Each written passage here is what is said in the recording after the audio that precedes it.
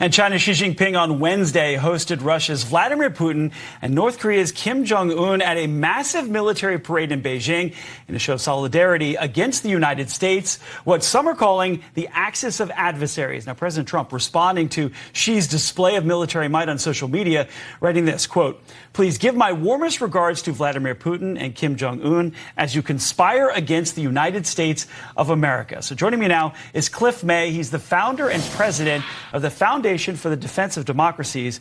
You know, Cliff, so what's the message that the founders of BRICS and this alliance are saying by showing this much solidarity? Well, it's a few things. One, to start with this extravagant show of military force by a nation that is threatened by nobody, showing that it can threaten anybody. That's very much part of it.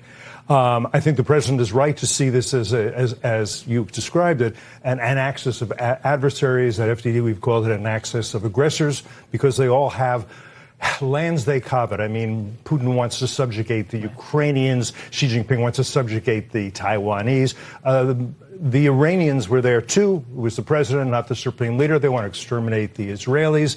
This is a very firm axis. China is in the middle. A lot of nations surround it and revolve around it, including others who are there, who I would call part of the axis of enablers. Yeah, we were talking about that. Yeah. What is this axis of enablers you're talking about? They're supportive of Russia, of China, Russia, and Tehran, and North Korea. And what is their common? I mean, these are very different countries. One's Islamist, one's China, strongest communist party in all of history. Russia's. So what do they have in common? Especially this. They want to end the international system, the world order set up by the United States at the end of World War II and replace it with a new world order in which they dominate, in which they make the rules, and in which America becomes a has-been superpower. People will remember once upon a time America was powerful. No more. What countries are you talking about then? Well, Venezuela would certainly be one of them. South Africa, increasingly, I'm sorry to say, is one of them. Almost some of Brazil in that mix? I think Brazil is moving closer and closer to that mix, and if it's not there, it's pretty close to it. Well, let me ask you about China. Let's go back to China on this. So China's increasing the pace of their shipbuilding. They're building new missiles. Russia is on a wartime economy. North Korea is making bullets to help Russia. Is this a global arms race? And have we seen it yet? Are we sort of sleeping through this? It is a global arms race. You saw it there. And we barely have begun to tie our sneakers for this race. We're not spending what we need to at a time when the dangers we face are worse than they were during, call it Cold War 1.0, as opposed to what we have now, Cold War 2.0. Again, Xi Jinping, he talks about this. He talks about this not in English, but to his comrades, 100 million communists. We have a common destiny, and China and the Chinese Communist Party will lead it. If he gets his way, historians will say there was an armistice in the Cold War. The Soviets fell, but then the Chinese communists picked it up and went on to win.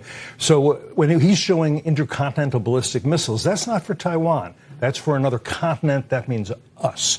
And so we're not stepping up as we need to for the defense we need. There's another country involved here, India. We saw Modi give Vladimir Putin a big hug. So President Trump on social media saying this after seeing that hug with Putin says, quote, "Looks like we have lost India and Russia to deepest, darkest China. May they live long and may they have a long and prosperous future together. Is it time to act more forcefully against India, or is India just playing both sides here? What do you think?" I think India is hedging its bets, and I'll give you the evidence for that. He showed up at the meeting, and he was very friendly and did selfies and all that, but he didn't show up for the military parade. That tells me something. It tells me he wants to keep a line open to the U.S. Now, look, I'm pro-Indian. I'm pro-Modi. It's the biggest democracy in the world.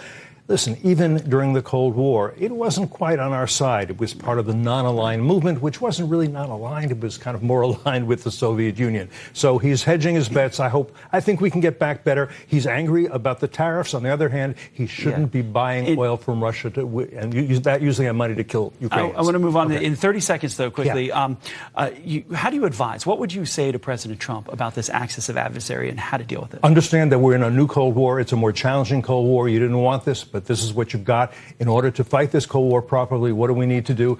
Well, we need to spend a lot more on our defense. Call it whatever you want to, a Defense Department or a War Department. We have to have the ability to defend ourselves. And we need allies who are not dependents, but are. And I want to fit this in. Venezuela. Yes, right, We're making a show of force in Venezuela. We've got a bunch of ships off the coast. You saw the kinetic response that the U.S. made where they blew up a drug-running ship. President is concerned about Maduro, possibly the head of this narco, alliance pushing drugs in the United States. What do you think about this escalation? I think it's a way to go, and there's a reason for it. That vessel, we believe, according to the Trump administration, was from Tren de Aragua. That's been designated a terrorist organization, not just a narco cartel. And he's saying law enforcement is not enough to deal with this. We've been doing this for years.